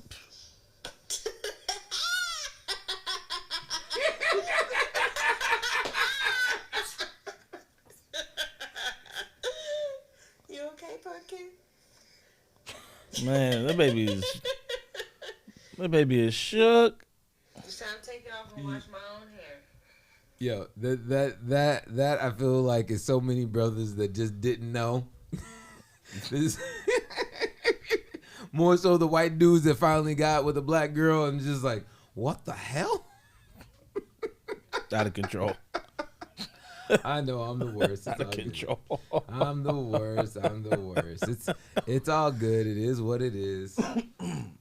That baby was like, yeah. I mean, and it's funny when kids do discover something for the first time, or whatever, and they're just like, what just happened? And like their whole couple months flashes before their eyes. They're like, wait a minute, I thought I had this figured out.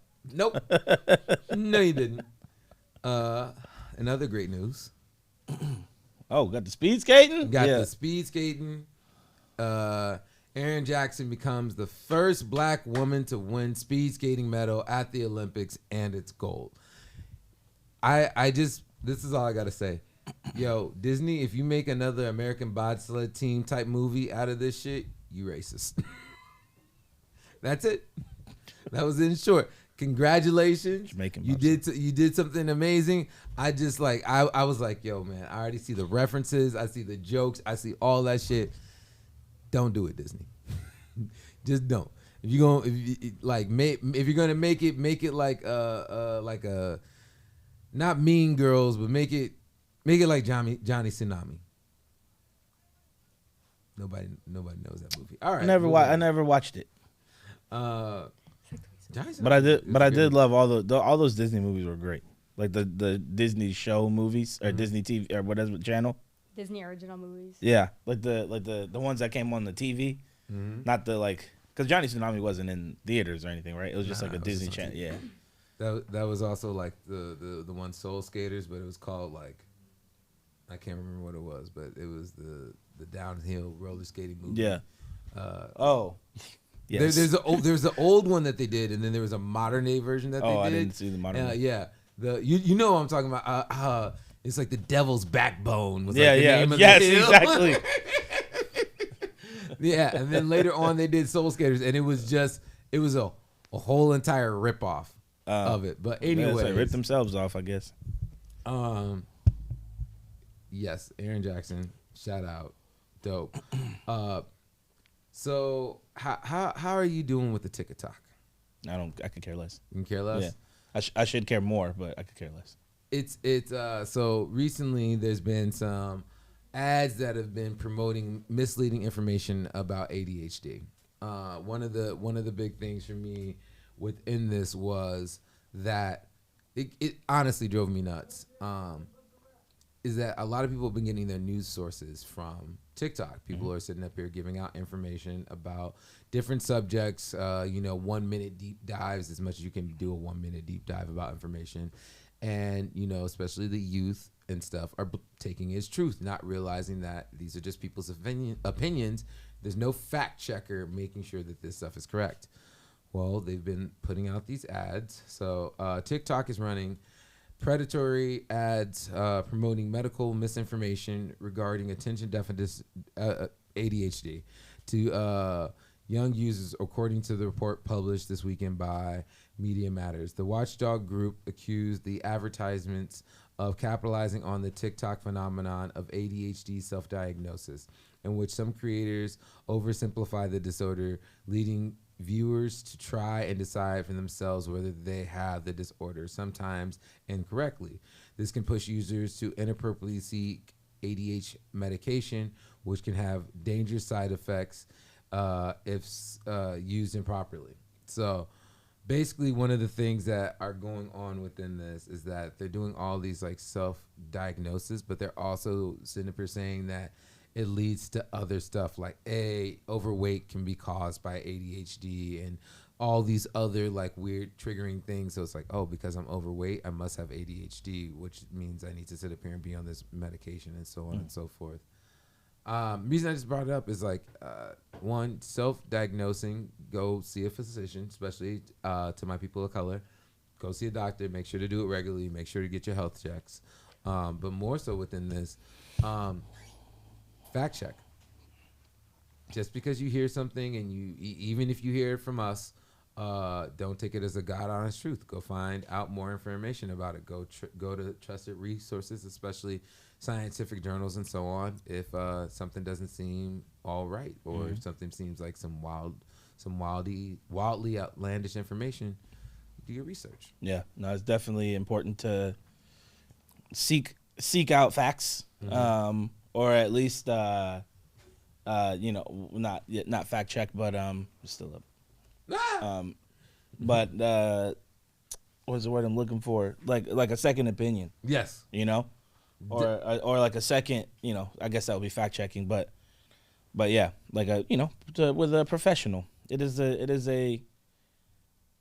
a serious thing to understand, but it doesn't have to be a serious thing. No, and that's the thing is that like I feel as much of these situations where someone speaks something into existence. You can take Joe Rogan for instance. He's allowed to say his opinion. You're not supposed to sit up here and take him as being an actual news organization that has to have certain FCC and blah blah blah guidelines like handling the misinformation that they put out, because they're a trusted source, and some of them are publicly funded, especially like newspapers and so on. Well, certain newspapers. But if you take anyone's opinion as being legit no matter what, like even now news sources, you're a damn fool. And people getting mad at news sources not news sources, but getting mad at individuals for stating their opinion, and then they're like, you're treating that like fact, or you have way too many followers to be sitting up here stating these opinions. You're like, so I'm supposed to be silent because I'm influential? How about you come on the show and make me understand your point of view better? In my opinion. And once again, I'm vaxxed, I'm waxed, and I got the booster.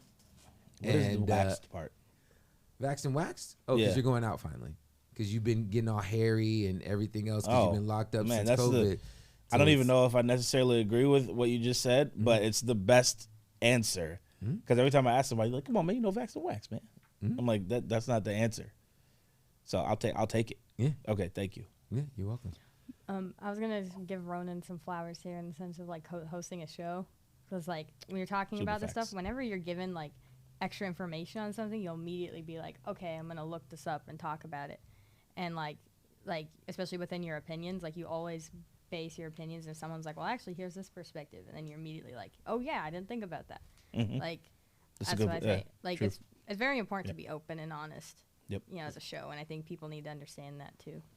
And that's the thing, is it to a certain degree, it's my opinion, it's our opinion. Our opinions don't always line up. Not supposed to.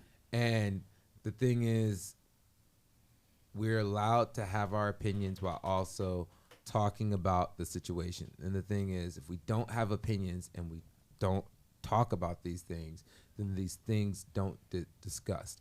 And maybe my opinion differs from yours, but it makes you feel more stronger in either your sense of your opinion, or even hopefully better so, it makes you understand the other side and get the humanity within the other side of said opinion. Because it's a thing that I think well too often we sit with, you don't believe in the same thing I believe in, so you're the worst person ever. And that's not the facts of the situation. In fact, I'm going to do my grinds, my beans today, right here, right now. Just because, the thing that grinds my beans is that we can't disagree anymore. That we can't have a dialogue where you have a thought of something and I have a differencing of opinion, and us both be able to walk away as friends. I hate the fact that if I say, hey, I have a thought about COVID, or this is my thinking about sports within, like, you know, transgender community, or these are my opinions on the situation with police officers or government officials or anything else like that. If you state an opinion, hey, this is my opinion on Black Lives Matter. Like, you state these opinions, and it's not a thing of someone trying to convince you in a way that is polite. That they all of a sudden think that they can talk down to you and you're less of a human being because you don't have the same opinion. Let people be people. Let people have their opinions. And if they have an opinion that you do not agree with, try to change their mind in a positive way instead of shaming them out of existence. It does nothing to segregate people for their thoughts. That's what the Nazis did. That's what racists do. We don't need to do that anymore. That's what's grinding my beans. How you doing? I mean, I really been trying to think of a grinds my beans. You know, I have a hard time with it. Sometimes I'm just mad. Sometimes I'm not. But I don't know. I mean, I think the thing that's grinding my beans is like, to expound more onto what you're saying. Like, it is difficult when people won't at least like we were already saying, they won't come to the table and just because I disagree or don't agree or have a thought or whatever. In the time when I saw it, like, the clearest, one of the clearest times that I saw this example is a lot of people, when I did that road trip in the car, said, you know, be careful driving through the middle of America. That's where people die. That's where people get killed, get lynched, or whatever. And that's just like, you know, George Floyd stuff had happened. Donald Trump was in the height of being the one, and I had some of the most on a Highlander poster in my head. There can only be one. Oh my goodness! And there was I had some of the most respectful and most polite interactions that I had the whole trip, and I spent a lot of time in L.A., San Francisco, you know, where it should be progressive, right? No, the people were more rude, more entitled, more disrespectful in the big cities than they were in like, you know, somewhere in the middle of Wisconsin or Wyoming or like Kansas or whatever. You know, people were, you know, asking me questions about Portland, saying like, are you guys ever going to get it figured out up there? Because they're only seeing pictures of, this is like right in the middle of the protests. You know, are you guys ever going to get it figured out? And me just being like, yeah, they're only showing you two angles of a small section of the city. The rest of the city is fine. Actually, my business is doing really well, thankfully, in the middle of the city. And they're like, oh, yeah, you know, and just having a conversation about it. People just won't have the conversation. They're just, like you said, They're like, you don't agree with me? Our views don't align? Well, then you're the worst person ever. Yeah. You know, it's like, man, I haven't even started talking yet. Mm-hmm. You know, like. It's like, which way did you vote? Die. And yeah. It's like, yo, you know what? I can very easily admit this, even though I don't want to. I smoke cigarettes, and I voted for the taxes to go up on cigarettes. So, you know, my opinion versus my habit within doing it, like that's one of the things where I'm like, there's a better way to go about this. Yeah. There's a better way to have this conversation. There's a better way to have this dialogue. And it's a thing that I hopefully will be afforded the time to sit up here and have people come on this show that we can have differing opinions on and not agree with, and still be able to walk away with and be like, yo, like, I think you're a good person still. Mm-hmm. Like, we just don't see eye to eye on this. And this might be because of your walk of life or your experiences that you've had before. But anyways, let's get into the last little driblet of the day. Driblet. This is our next segment. Is called Sounds About White. And this one is just for my black ass. All right.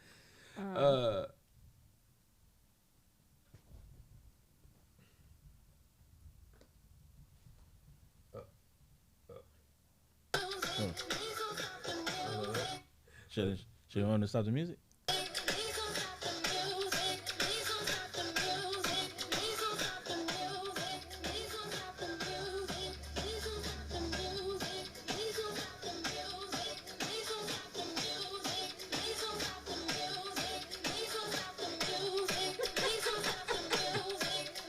This is modern art.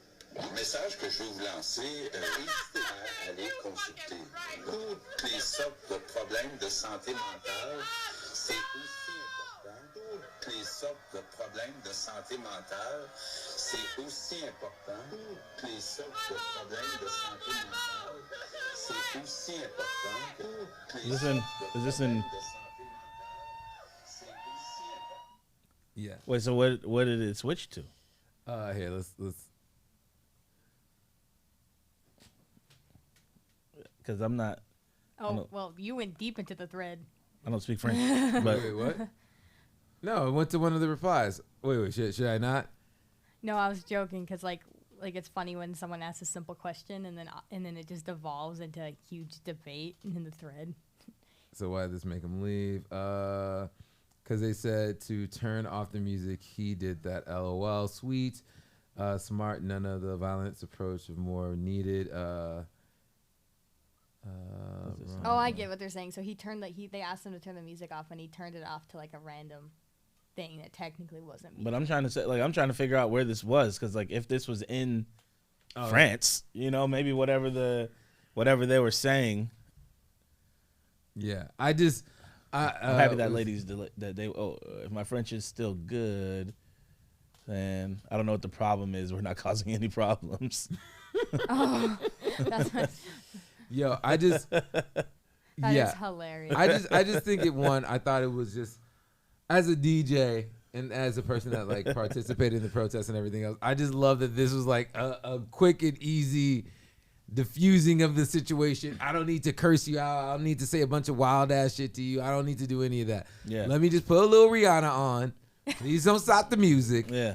And then let me switch this up real quick. Wait, where'd that lady go? Wait, what? The lady who was like pointing them out when the police were walking up. She just disappeared. Hey, yo. She realized this person was just gonna completely keep fooling, as he should. I just love that, you know, police got kicked out of the cookout. Well, they just were like, they stopped the music. He stopped the music or whatever. He said, I don't see what the problem is. They're like, also doing this in the middle of winter. Like, look at all the snow and all the cables saying. And everything else. Yeah, he had a generator somewhere. Look, he got the gas. Like, he's just a G. He is a G. Literally. I don't know who this is. I know his DJ name was on the turntable. Yeah, I think it said DJ All G. I swear, I think that's what it said. I was reading it. Let's just wait for it to come back around one more time. Can we see it? Do they get close up? Yeah, DJ All G. Yeah, it is DJ All G. Hey, yo, shout out to DJ All G. Hey, man, he said, hey, man, it's all G. Hey, man, it's all G. All right. Well, that is another episode of Your Morning Drip. Thank you guys for coming out and listening. Shout out to my co-host E Weezy. Shout out to Brittany from the Multnomah County Library, giving us all that great information. Make sure if you're an artist in the Portland area and you blackity black, no matter what shade, but just that, including the beige. Oh my goodness. We can put your art on center stage. Homies more corny than Drake. Wait. I didn't hear it. Wait, what was it? Say good job. Yeah, it's a good job. That's what I said.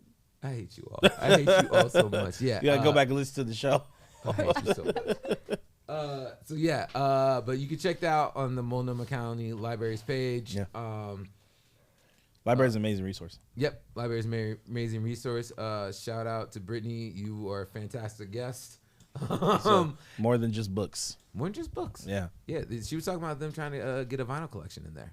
That's tight. And also, if you don't know, you can rent movies from the library. 100%. And it's free. Yeah, and you can rent like passes to the outdoors.